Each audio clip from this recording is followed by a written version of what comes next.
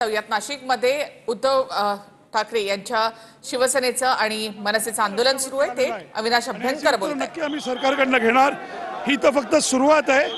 आता हा पहिला मोर्चा म्हणजे, परंतु जर लोकांना कुठल्याही प्रकारच्या गोष्टी चांगल्या झाल्या नाहीत तर ह्याच्यानंतर कडक उग्रशी आंदोलन केली जातील। आपण बघतोय मनसेचे नेते आहेत, शिवसेनेचे नेते आहेत आणि बाळा नांदगावकर या ठिकाणी आहेत। त्यांच्याशी देखील आपण बोलण्याचा प्रयत्न करणार आहोत। एक मिनिट।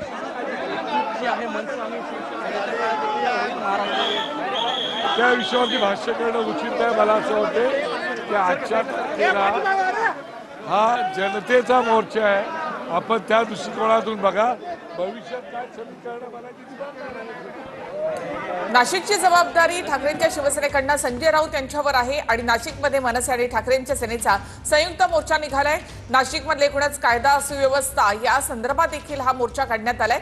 मनसेकडनं बाळा नांदगावकर यामध्ये सहभागी झाले, तर ठाकरेंकडनं स्वतः संजय राऊत या मोर्चामध्ये आहेत। खरंच आक्रोश आहे।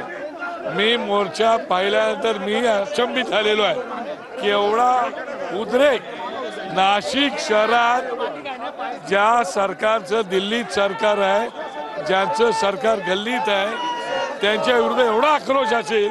आता तरी ते निश्चित त्यांचे डोळे उघडतील, लोकांच्या प्रश्नांवरती वाचा फोडतील, लक्ष देतील। म्हणून असा मोर्चा आहे। सगळे पदाधिकारी उपस्थित आहेत मोर्चात, मोठ्या संख्येने कार्यकर्ते पदाधिकारी उपस्थित आहेत।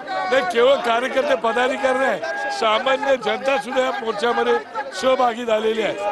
आणि जनता म्हणते की आता नाशिक शहर वाचवा।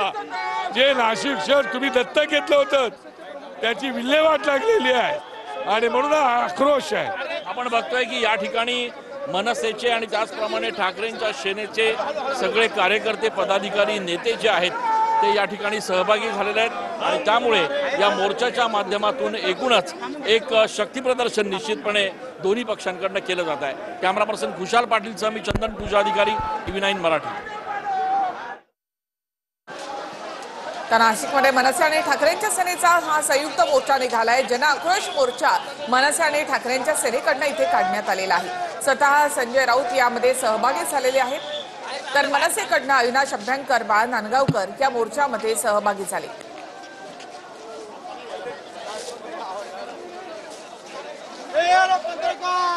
नाशिकमधला कायदा सुव्यवस्था या संदर्भामध्ये हा मोर्चा काढण्यात आलाय।